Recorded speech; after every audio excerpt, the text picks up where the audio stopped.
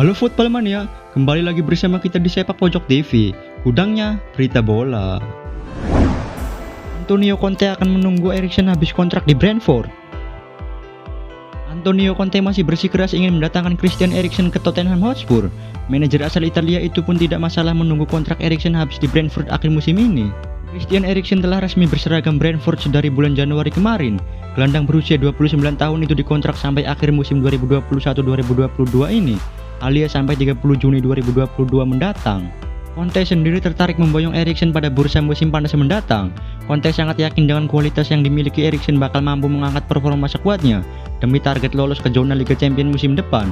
Eriksen adalah bagian dari cerita Tottenham. Kembali ke sini akan menjadi kesempatan bagus baginya, bagi saya dan bagi klub. Namun sekarang dia menandatangani kontrak dengan Brentford, tapi cuma 6 bulan dan kita lihat apa yang terjadi.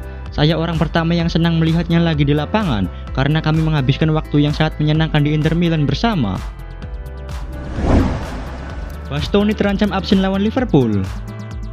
Alessandro Bastoni cedera saat memperkuat Inter Milan dalam pertandingan perempat final Coppa Italia kontra AS Roma.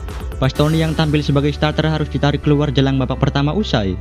Pihak berkebangsaan Italia itu mengalami masalah pada engkel kaki kanannya saat berduel dengan gelandang AS Roma Nicolo Zaniolo. Bastoni salah jatuh yang membuat engkelnya terkilir, dan dia kemudian langsung memberi sinyal untuk diganti. Bastoni sendiri telah menjalani pemeriksaan lebih mendetail seusai pertandingan, namun hasilnya tak meyakinkan, dan Bastoni akan terus dipantau kondisinya. Cederanya Bastoni tentu saja menjadi kabar buruk untuk Inter Milan, yang bakal menghadapi Liverpool di leg pertama babak 16 besar Liga Champions pada 16 Februari mendatang. Pasalnya, Bastoni selalu menjadi starter dalam 29 pertandingan Inter di semua ajang musim ini. Fiorentina singkirkan Atalanta dari Coppa Italia. Dilaksanakan di Atleti Azzurri di Italia, laga antara Atalanta dan Fiorentina berlangsung seru. Fiorentina di awal pertandingan langsung berhasil mendapatkan tendangan penalti pada menit ke-9. Tendangan ini lalu diserahkan pada Krzysztof Piatek.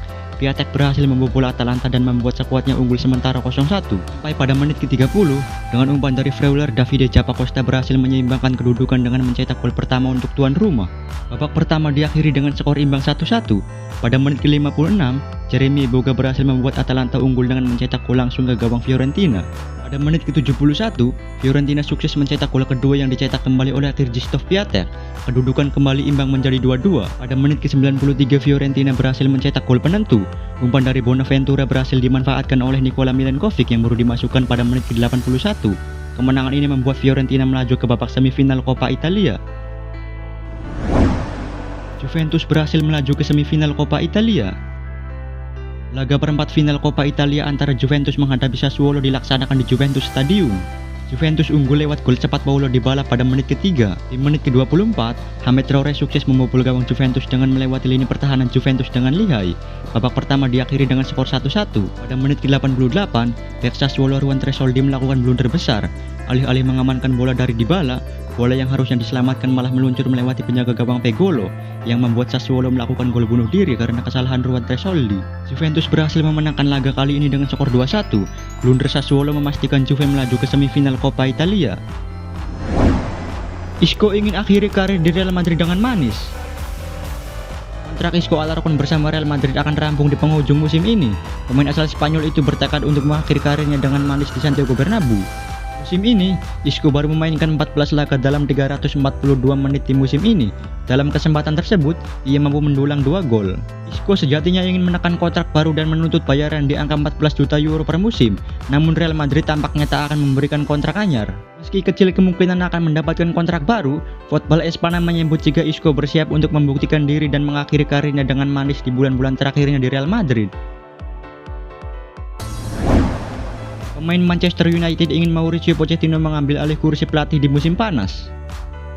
Manchester United akan mempercepat pencarian pelatih permanen mereka.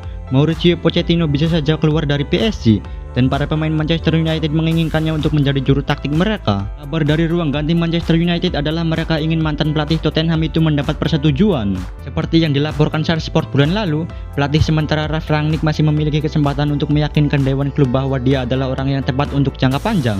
Sementara Pochettino diyakini berada di bawah ancaman musim ini, dan dia bisa datang lebih cepat jika timnya kalah di Liga Champions melawan Real Madrid.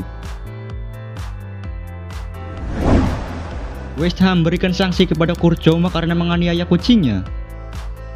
Kurt Zouma telah dijatuhi sanksi oleh klubnya West Ham United dengan 2 minggu tanpa digaji karena menganiaya hewan. West Ham melaporkan bahwa mereka akan menyelidiki kasus ini secara internal. Mereka telah mengambil tindakan atas masalah tersebut dan telah memberikan sanksi kepada pemain tersebut dengan 2 minggu tanpa bayaran. Sementara gajinya 250.000 pounds akan disumbangkan ke organisasi amal yang melindungi hewan. Zouma menjadi pusat kritik setelah muncul sebuah video di mana dia terlihat menganiaya hewan, tindakan yang membuatnya mendapat perhatian dari sebagian besar pesepak bola Inggris. Liverpool tumbangkan Leicester City. Liverpool berhasil mengalahkan skuad Leicester City dengan clean sheet. Diogo Jota menjadi kunci kemenangan tuan rumah karena berhasil mencetak brace di laga kali ini. Dilaksanakan di Anfield, Liverpool menjamu Leicester City di pertandingan Premier League pekan ke-24. Pada menit ke-34, Diogo Jota berhasil membuat Liverpool unggul dan babak pertama berakhir dengan skor 1-0 untuk Liverpool. Pada menit ke-87, Liverpool kembali mencetak gol. Usaha keras Liverpool terbayar dengan kombinasi serangan Matip dan Diaz. Matip dengan apik memberikan bola kepada Jota yang sekali lagi sukses mencetak gol untuk skuad The Reds. Gol kedua Jota menjadi gol terakhir yang terjadi di babak kedua. Liverpool dipastikan menang dengan skor 2-0 dan meraih poin penuh dalam pertandingan kali ini. Barcelona akan mengajukan banding atas sanksi Dani Alves. Dani Alves diskors untuk 2 pertandingan oleh komite kompetisi karena kartu merahnya melawan Atletico Madrid setelah pemain Brasil itu menginjak Carrasco dari belakang. Barcelona mengumumkan bahwa mereka akan mengajukan banding ke komite banding untuk mencegah pemain sayap veteran itu melewatkan 2 pertandingan liga melawan Espanyol dan Valencia. Kabar ini diumumkan oleh Barcelona dalam sebuah pernyataan di jejaring sosial mereka. Harus diingat bahwa Dani Alves tidak terdaftar di Liga Eropa. Jadi jika banding Barca ditolak, mereka akan kehilangan Dani Alves dalam 4 pertandingan berturut-turut. Arsenal berhasil taklukkan Wolverhampton. Pertandingan antara Arsenal melawan Wolverhampton Wanderers berjalan dengan cukup sengit. Arsenal sukses memenangkan pertandingan berkat 1 gol di babak pertama. Gabriel memastikan Arsenal unggul pada menit ke-24 setelah menerima umpan dari Alexander Lacazette. Babak pertama berakhir tanpa tambahan gol dan Arsenal memimpin dengan skor 0-1. Di babak kedua pertandingan berlangsung panas sampai akhirnya di menit ke-69 Gabriel Martinelli terkena kartu merah setelah mendapat 2 foul secara beruntun. Pada akhirnya Arsenal berhasil mengalahkan Wolves dan mendapatkan poin penuh serta berhasil naik ke peringkat kelima klasemen sementara Liga Inggris dengan 39 poin.